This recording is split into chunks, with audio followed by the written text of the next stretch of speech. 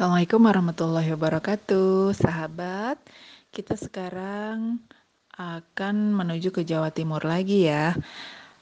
Cerita ini cerita dari Jawa Timur, pengorbanan besar, cerita dari Jawa Timur. Syahdan Ki Ageng Jangrana masih keturunan Ki Ageng Brondong atau Pangeran Lanang Dangiran. Dalam sejarah disebutkan bahwa Ki Ageng Jangrana adalah salah seorang yang ikut membantu pentahtaan Pangeran Puger. Oleh Pangeran Puger, kemudian beliau diangkat sebagai Adipati Kliwon, artinya dia membawahi kadipaten yang besar yang meliputi sepanjang pesisir Lamongan hingga ke pesisir Blambangan atau Banyuwangi. Pangeran Puger waktu itu menjabat sebagai Susuhunan Pakubuwono I.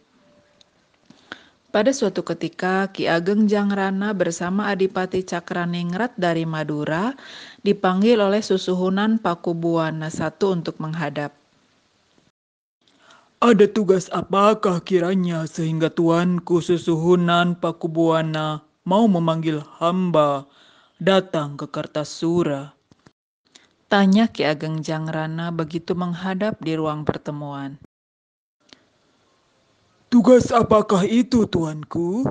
Tanya Adipati Cakraningrat. Begini paman berdua, beberapa waktu lalu kompeni Belanda datang kemari. Mereka meminta bantuanku untuk menangkap Untung Suropati yang sekarang terang-terangan menentang penjajah Belanda. Adapun maksudku menugaskan paman berdua ini untuk ikut membantu kompeni Belanda menangkap Untung Suropati hanya sebagai siasat agar Mataram tidak dituduh membantu Untung Suropati. Dengan terpaksa, Ki Ageng Jangrana dan Adipati Cakraningrat bergabung dengan kompeni Belanda untuk menangkap Untung Suropati. Dalam suatu pertempuran, Untung Suropati terbunuh dan mayatnya dibakar serta diinjak-injak hingga hancur oleh tentara kompeni Belanda. Berserang lama kemudian Adipati Cakraningrat pun menyusul wafat karena usianya telah lanjut. Karena kompeni Belanda yang telah membunuh Untung Suropati, kerajaan Mataram menjadi semakin tidak suka kepada tentara kompeni Belanda. Ki Ageng Jangrana yang sudah sering bergabung dengan tentara kompeni Belanda banyak tahu kalau orang-orang Belanda itu sering melakukan tipu muslihat untuk menaklukkan musuh-musuhnya. Bahkan tak jarang melakukan adu domba di antara sesamanya. Namun Ki Ageng Jangrana pun menyadari kedudukan kerajaan Mataram yang sama sekali tidak berdaya menghadapi kompeni Belanda.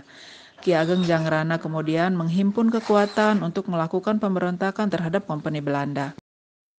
Selama ini kita hanya diadu domba di antara saudara sendiri. Sekarang marilah kita bersatu untuk mengusir bangsa Belanda itu dari tanah Jawa ini. Kata Ki Ageng Jangrana kepada teman-temannya. Rupa-rupanya niat Ki Ageng Jangrana untuk memberontak terhadap kompeni Belanda sudah tercium oleh tentara Belanda. Ki Ageng Jangrana dianggap kompeni Belanda sebagai seorang adipati yang mempunyai kekuasaan sangat besar di Surabaya dan sekitarnya. Jadi kalau sampai melakukan pemberontakan dapat membahayakan kepentingan-kepentingan dari Belanda. Lalu Belanda pun datang ke Mataram dan meminta kepada Susuhunan Pakubuwana I agar Ki Ageng Jangrana dibunuh saja. Belanda pun mengancam kalau Mataram tidak mau membunuh Ki Ageng Jangrana, kompeni Belanda tidak akan mau lagi memberi bantuan keamanan bagi kerajaan Mataram. Kabar tentang kehendak kompeni Belanda untuk membunuh Ki Ageng Jangrana yang menjabat sebagai Adipati Surabaya itu telah tersebar luas dan membuat sedih rakyat Mataram. Ki Ageng Jangrana yang juga telah mendengar kabar itu merasa tersinggung dan sangat marah kepada kompeni Belanda. Dia segera mengumpulkan semua pengikut dan teman-temannya untuk melakukan perundingan. Sebaiknya Tuan Adipati melakukan perlawanan saja bila kompeni Belanda datang hendak menangkap tuanku. Salah seorang pengikut Ki Ageng Jangrana mengusulkan. Betul tuanku, kompeni Belanda itu lebih baik dilawan saja. Memang licik kompeni Belanda itu. Semoga saja orang-orang Mataram tak ada yang mau membantu menangkap tuan. Tambah yang lainnya. Ki Ageng Jangrana sendiri walaupun Beliau sangat marah namun tetap penuh pemikiran. Dia adalah seorang yang bijaksana. Tidak mungkin kita menghadapi pasukan kompeni Belanda yang memiliki persenjataan sangat lengkap. Kita tidak akan menang. Biarlah aku akan menyerahkan diri saja ke Mataram. Aku tak ingin keselamatan dan kejayaan Mataram terganggu hanya karena aku. Aku rela mati demi kejayaan dan keselamatan kerajaan Mataram. Untuk itu, biarlah aku sarankan. Untuk itu, biarlah aku serahkan pemerintahan di Kadipaten Surabaya ini kepada adikku, Jaya Puspita. Kata Ki Ageng Jangrana. Tapi kakak, Jaya Puspita berniat mencegah keinginan kakaknya itu. sudahlah, keputusanku tak bisa diubah lagi. Baik-baiklah kamu menjadi penguasa di Surabaya ini adikku. Aku sekarang berangkat. Semua orang mengantar keberangkatan Ki Ageng Jangrana ke Mataram untuk menerima kematiannya dengan tangis hati yang pilu. Pada waktu itu Ki Ageng Jangrana telah mempersiapkan segalanya.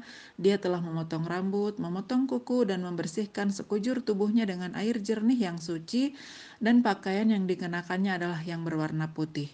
Akan tetapi belum sampai di ruang pertemuan kerajaan Mataram, Ki Ageng Jangrana telah dikeroyok beramai-ramai oleh rakyat Mataram hingga tewas. Ki Ageng Jangrana tewas terbunuh pada usia 34 tahun. Beliau dimakamkan di daerah Kartasura, tepatnya di desa Sentanan. Makamnya oleh rakyat dilindungi dengan pohon-pohon bambu di sekitar makam. Demikian cerita rakyat Jawa Timur, seorang yang mengorbankan hidupnya untuk kerajaan Mataram. Semoga cerita ini membawa hikmah kepada kita semua bahwa perjuangan memang memerlukan pengorbanan yang luar biasa, tapi pasti berakibat lebih baik untuk sekitarnya. Baik teman-teman, kita nanti akan melanjutkan ke cerita selanjutnya ya. Mudah-mudahan teman-teman berkenan untuk share video ini sehingga makin banyak anak muda Indonesia yang cinta negerinya. Apabila banyak hal yang kurang berkenan, mohon maaf. Assalamualaikum warahmatullahi wabarakatuh.